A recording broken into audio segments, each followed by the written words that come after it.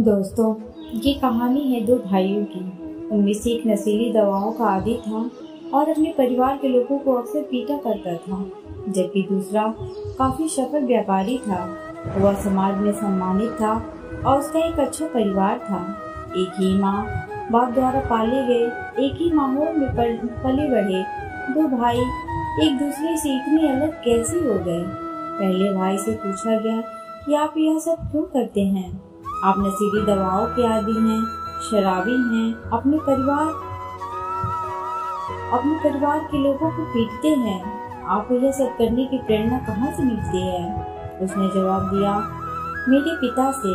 वो नशीली दवाओं के आदी थे, शराबी थे और अपने परिवार के लोगों को हर दिन पीटा करते थे। तो फिर आप मुझसे क्या बनने की उम्मीद करते हैं? उन्हीं वजहों से मैं ऐसा इंसान बन गया हूँ। जब दूसरे भाई से पूछा गया, आप सारे सही काम क्यों करते हैं, तो आपकी प्रेरणा का स्रोत क्या है? और जरा सोचिए, उसने क्या कहा? मैं जब छोटा था तो अपने पिताजी को शराब के नशे में डूब और सारे गलत काम करते हुए देखा करता था। मैंने उसी समय सोच लिया था कि मुझे उनके जैसा नहीं बनना है। दोनों भाई एक ही स्रोत से प्रेरणा हासिल कर रहे थे, लेकिन एक ने उसका इस्तेमाल सही ढंग से किया और दूसरा गलत ढंग से कर रहा था। गलत ढंग की प्रेरणा इंसान को आसान रास्ता अपनाने की इच्छा पैदा करती है, लेकिन अंत में वह रास्ता ज्यादा मुश्किल साबित होता है। एक लड़का नदी में डूब रहा था। वो मदद के लिए चिल्लाया। एक आदमी जो उधर से गुजर रहा था वो नदी में कूद पड़ा और उसने लड़के को बचा लिया। जब वो आदमी जाने लगा तो बच्चे ने कहा, धन्यवाद। उस आदमी ने पूछा, किस लिए? लड़की ने जवाब दिया, मेरी जिंदगी बचाने के लिए। उस आदमी ने लड़की की आंखों में देखा और कहा, बेटा, जब तुम बड़े हो जाओ तो इस बात को साबित करना कि तुम्हारी जिंदगी बचाने लायक थी। दोस्तों, यह सोचने का समय है और यही सचेत होने का समय है। आत्मसंतुष्टि के बिना सफलता व्यर्थ है। यदि जीवन का कोई अर्थ और उद्देश्य न हो तो आप कितना भी सम्मान, पैसा और शिक्षा हासिल कर ले, आपको जिंदगी में खालीपन और उदासी ही महसूस होगी। सेहत, पैसा, परिवार, समाज और जीवन मूल्यों के बारे में अपनी व्यक्तिगत सफलता की फिलॉसफी बनाने से ही सफलता की शुरुआत होती है। अगर हमारी जिंदगी में सफलता की साफ फिलॉसफी ना हो तो खाली पुलाव ही हमारे मार्गदर्शक बन जाएंगे। एक लालची किसान से कहा गया कि वह दिन में जितनी जमीन पर चलेगा वह उसकी हो जाएगी, बशर्ते वो सूरज डूबने तक की जगह पर वापस लौट आए। ज्यादा से ज्यादा जमीन पाने के लिए वह किसान दूसरे दिन सूरज निकलने से पहले ही निकल पड़ा। वो काफी तेजी से चल रहा था क्योंकि वह ज्यादा से ज्यादा जमीन हासिल करना चाहता था।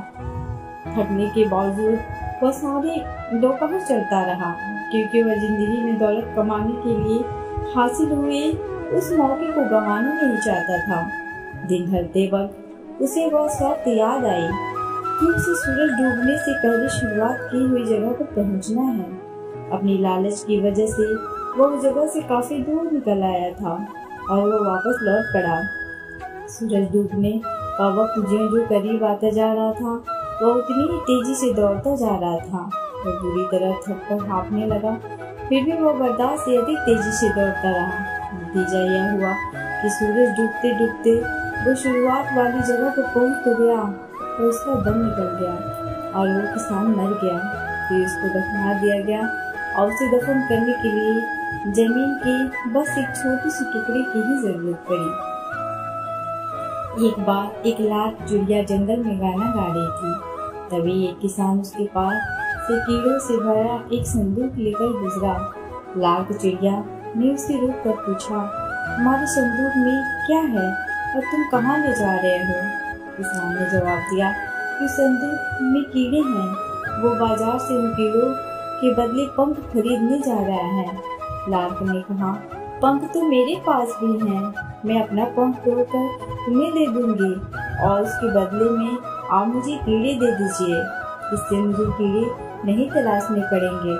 किसान ने लाल चिड़िया को कीड़े दिए और लाल ने उसे बदले में अपना एक पंख तोड़ कर दे दिया। उसके बाद रोज यही सिलसिला चलता रहा और एक दिन ऐसा भी आया जब लाख के पास देने के लिए कोई पंख ही नहीं बचा था। अब वह उड़कर कीड़े तलाशने लायक नहीं रह गई और अब वो भद्दी दिखने लगी और उसने गाना गाना छोड़ दिया और जल्दी ही वह मर गई। दोस्तों, यह बात हमारी जिंदगी के लिए भी सच है। कई बार हमें जो रास्ता आसान लगता है वही बाद में मुश्किल साबित होता है। इस कहानी का संदेश बहुत ही साफ है।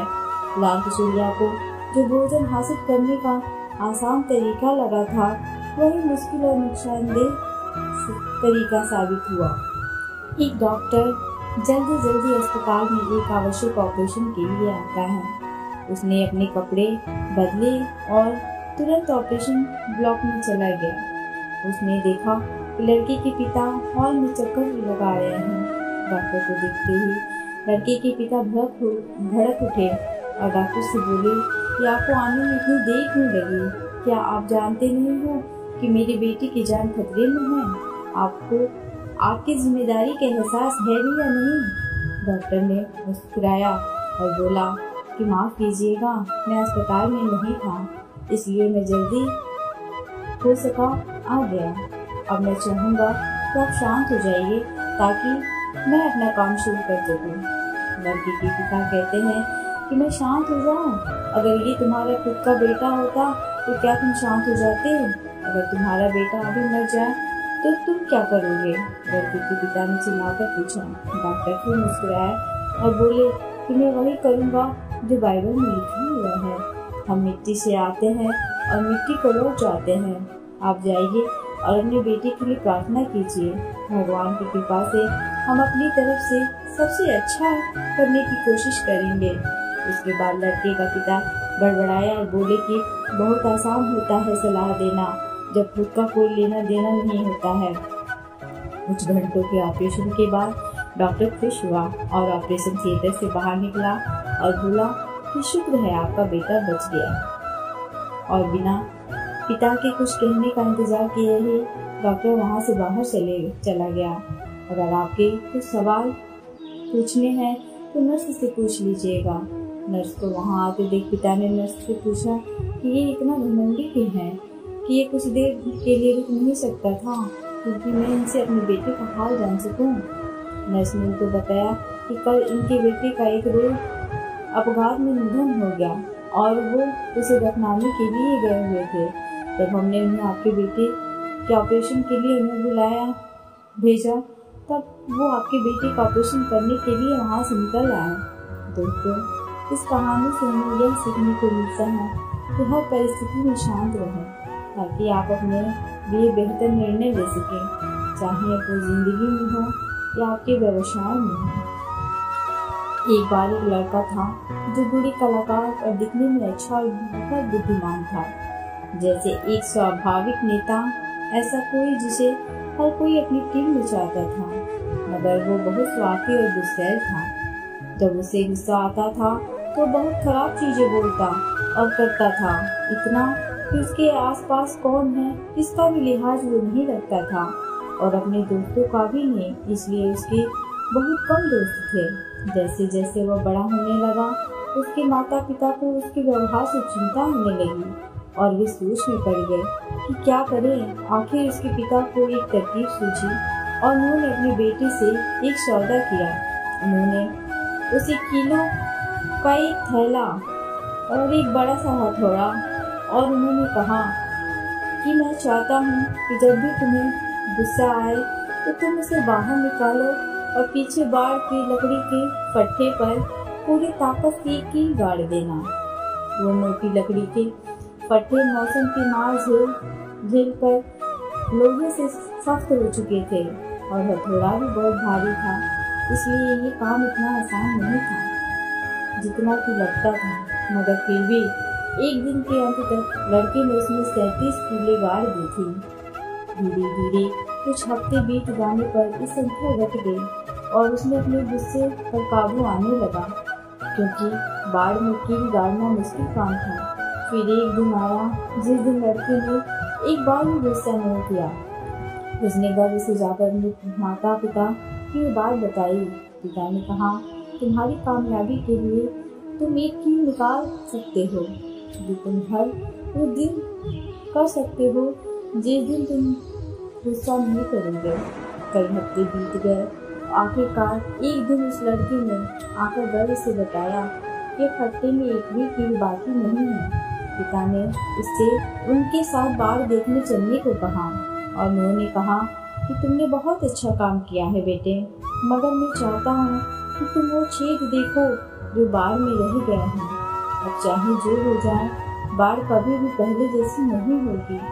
गुस्से में कही और कई बातें भी ऐसे ही निशान छोड़ जाती हैं और दाग हमेशा रह जाता है। अब तुम कितनी भी दफा माफी क्यों न मांग लो और कितनी भी साल क्यों न बीत जाए, फिर भी दाग रह ही जाते हैं।